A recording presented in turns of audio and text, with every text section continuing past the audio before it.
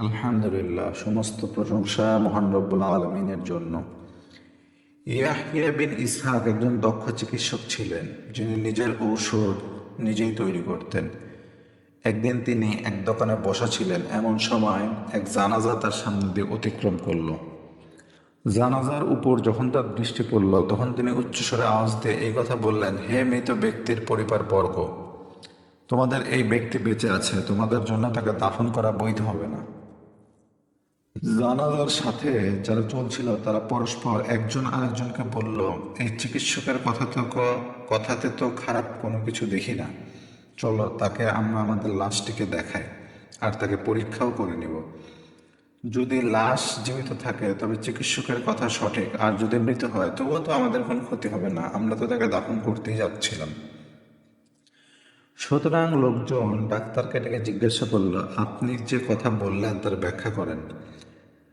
Doctor লাশকে বাড়িতে ফিরিয়ে নিয়ে যেতে বললেন। বাড়িতে পৌঁছায় মৃতের কাফন খুলে তাকে গোসলখানায় প্রবেশ করিয়ে তার উপর গরম পানি ঢালতে লাগলেন, আর কুসুম গরম পানিতে কিছু ঔষধ ঢেলে লাশকে গোসল দিতে লাগলেন। কিছুক্ষণ পরে তার শরীরের কিছু নড়াচড়া হলো। ডাক্তার খুশিতে চিৎকার দিয়ে উঠল, লাশের বেঁচে থাকার সুসংবাদ গ্রহণ করো। অথবা ডাক্তার অবিরাম চিকিৎসা করতে লাগলেন এবং শেষ পর্যন্ত সেই ব্যক্তি নতুন জীবন ফিরে পেল এবং সুস্থ হয়ে গেল।